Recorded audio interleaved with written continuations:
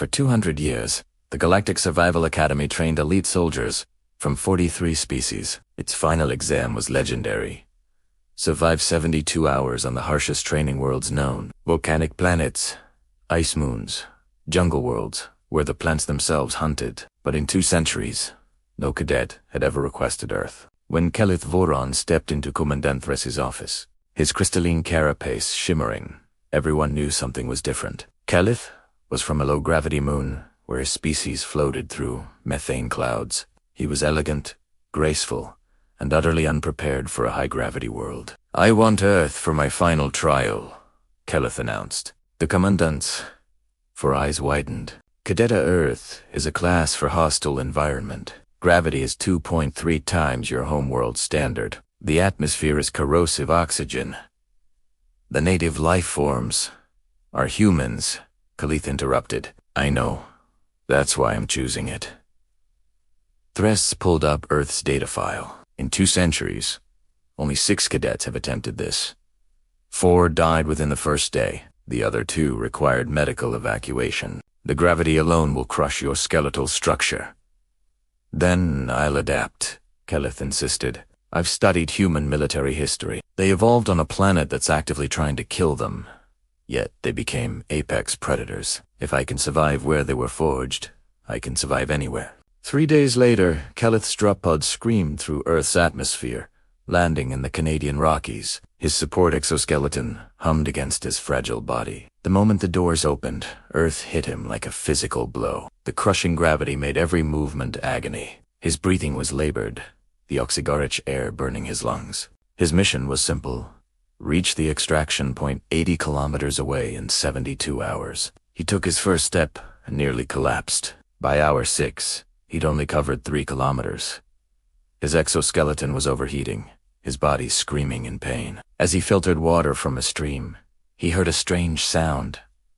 Laughter. It was a group of humans, hiking. They jogged up a mountain trail, carrying massive packs, moving icily under the gravity that was destroying him. One of them, a small female, was actually running. For fun. They disappeared up the trail in minutes. Something crystallized in Kelith's mind. These weren't soldiers. They were civilians. Children played in this gravity. This was their normal. He thought about his homeworld's gentle embrace, how soft his people had become. At Ur 24, Kelith ditched the exoskeleton. It was a crutch. If humans could do this naturally, he would learn their way.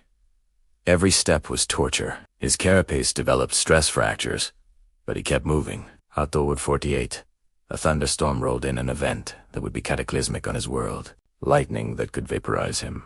Rain that fell like projectiles. He found shelter in a cave, marveling that humans lived through this daily. At hour 65, he encountered a grizzly bear, 300 kilograms of muscle and claws, moving through 1G like it was nothing. The bear regarded him with casual indifference and walked away. Even Earth's wildlife was forged in this crucible. 72 hours later, Kelith stumbled to the extraction point. His body was wrecked, his carapace cracked in 17 places.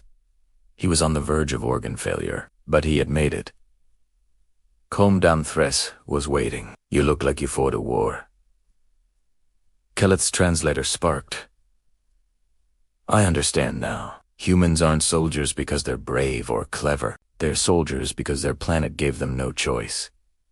Every human is a survivor by default. They do in their sleep what would kill most species." He paused, trembling. "I barely survived 3 days in Earth's lightest season, in its safest region, with advanced equipment.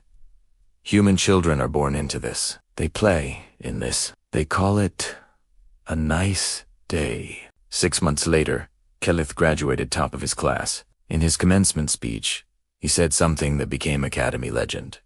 "I trained on death worlds across the galaxy, but Earth taught me something those worlds couldn't. Earth doesn't test if you're strong, it reveals that you were never strong enough. Humans don't conquer their world, they endure Italiano every single day.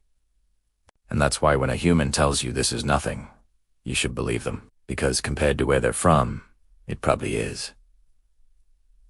He lifted his newly reinforced arm, rebuilt stronger after Earth broke him down. They say Earth would break any cadet. It did break me, but like humans, I learned that breaking is just the first step to becoming unbreakable. In the audience, the Academy's 3 human instructors smiled. They knew the truth Keleth had discovered. Earth doesn't make you stronger. It just shows you what strength truly costs, and humans pay that cost from their very first breath.